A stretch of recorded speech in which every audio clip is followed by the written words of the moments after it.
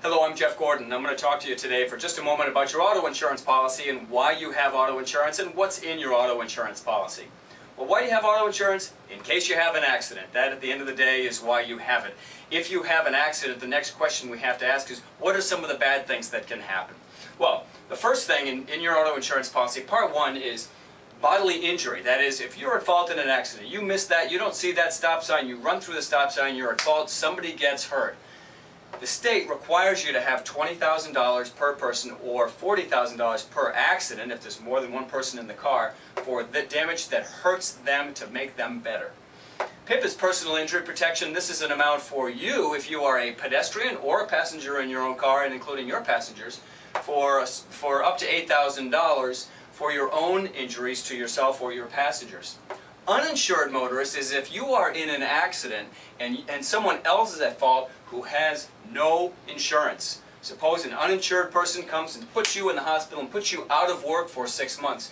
You can go to your own policy for bodily injury coverage for that person who is uninsured. Property damage, this is an important one. These are all important, but property damage especially. Property damage is when you hit someone else's car, what does it cost to fix it? The statutory limits are relatively low, but that's where most of the premium is. So high limits don't cost you much more because those high accidents don't happen as frequently. We suggest that you buy at least $100,000 of property damage or $200,000 for just a couple dollars more. Optional bodily injury, this is probably the other biggest to protect you and your assets.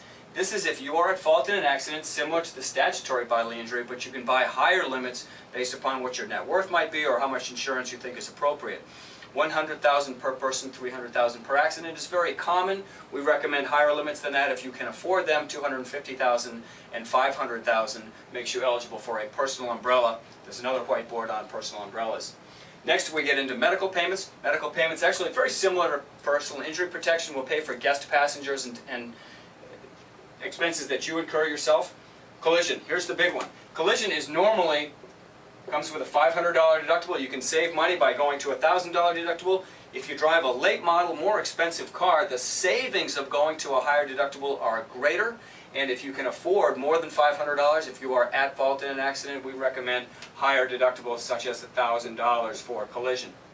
And comprehensive, for lack of a better term, it's other than collision. Comprehensive is fire, theft, vandalism, or in a windstorm, if a tree comes down and lands on top of your car, that is comprehensive coverage. Similarly, higher deductibles make sense, particularly if you have a late model car or an expensive car where the premium starts high. Those deductibles can make sense. If the premium starts low, on my 2009 Tacoma, the comprehensive premium is only $50, and so to go from $500 to $1,000 deductible, I only save about $8. It's worth for me to leave it at $500.